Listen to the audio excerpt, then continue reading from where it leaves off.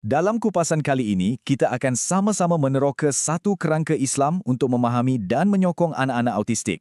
Matlamat kita ialah untuk beralih daripada rasa keliru kepada satu jalan yang lebih jelas, yang penuh dengan tujuan dan penerimaan. Kita akan lihat bagaimana iman boleh jadi kompas yang paling kuat dalam perjalanan ini.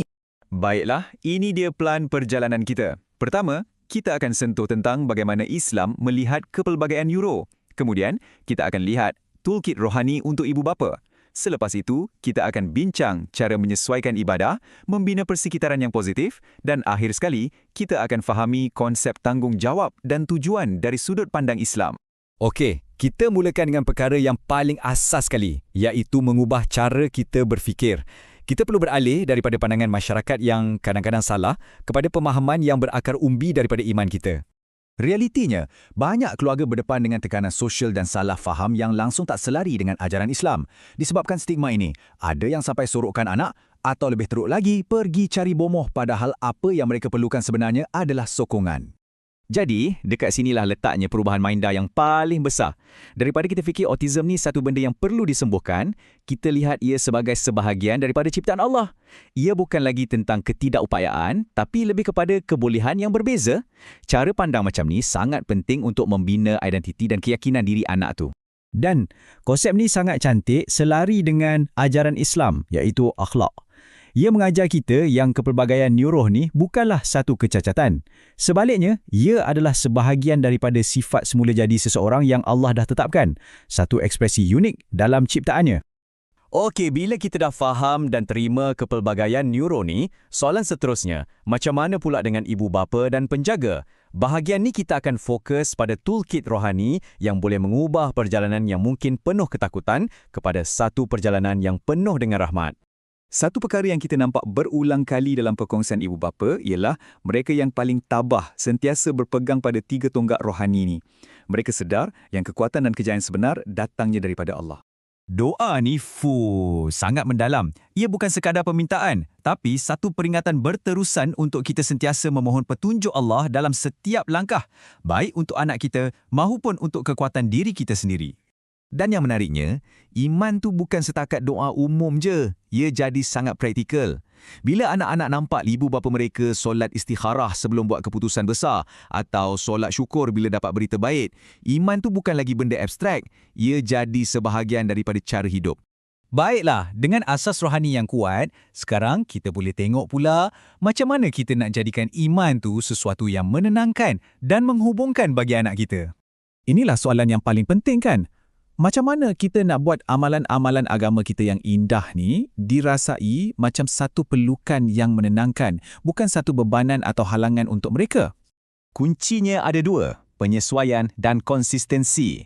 Semua strategi ni yang diambil dari pengalaman ibu bapa sendiri boleh ubah amalan agama jadi satu rutin yang mudah dijangka dan paling penting menenangkan untuk anak. Dan ini satu cara pandang yang sangat hebat. Untuk minda autistik yang selesa dengan rutin dan struktur, ajaran Islam tu sendiri dah ada ciri-ciri tu. Solat 5 waktu, doa-doa tertentu, semua ni boleh jadi sumber kestabilan dan ketenangan yang luar biasa. Okey, dari dalam diri kita keluar sikit. Kita tengok persekitaran anak pula. Sebab anak yang hebat memerlukan ekosistem yang menyokong. Bukan saja di rumah, tapi juga dalam komuniti yang lebih besar. Rasa selamat dari segi emosi di rumah adalah segala-galanya. Ibu bapa perlu ingat, anak-anak mendengar dengan mata mereka. Maksudnya, mereka lebih terkesan dengan apa yang kita buat. Dan disiplin itu sepatutnya untuk mengajar, bukan untuk memalukan. Tapi, rumah sahaja tak cukup. Komuniti di sekeliling kita atau ummah memainkan peranan yang sangat penting. Rasa terasing adalah antara cabaran terbesar yang dihadapi oleh keluarga-keluarga ni. Jadinya ini satu soalan refleksi untuk komuniti kita. Adakah masjid kita betul-betul mesra untuk semua? Atau tanpa sedar kita dah buat sesetengah keluarga rasa tersisih? Kadang-kadang dengan perubahan kecil je, kita boleh jadikan masjid tu tempat yang betul-betul menyambut semua orang. Dan akhir sekali, kita akan sentuh satu topik yang mungkin agak berat sikit, tapi sangat-sangat penting untuk kita faham. Sebab ia memberi makna kepada keseluruhan perjalanan ni.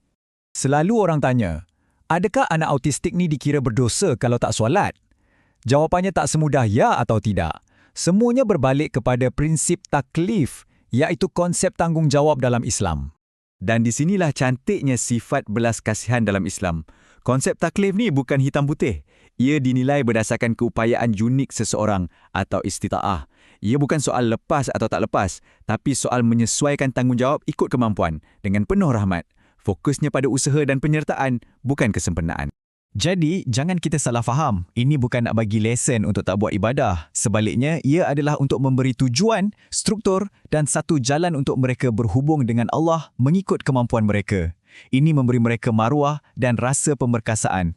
Jadi, sebagai penutup, cuba kita renungkan soalan ini. Bagaimana jika kita melihat perjalanan ini bukan sebagai satu ujian yang perlu kita tanggung semata-mata, tapi sebagai satu tujuan yang perlu kita raih? Dengan menggabungkan iman, belas kasihan dan pemahaman, proses membesarkan anak autistik boleh menjadi satu jalan rohani yang sangat bermakna, bukan sahaja untuk anak itu, tetapi untuk seluruh keluarga.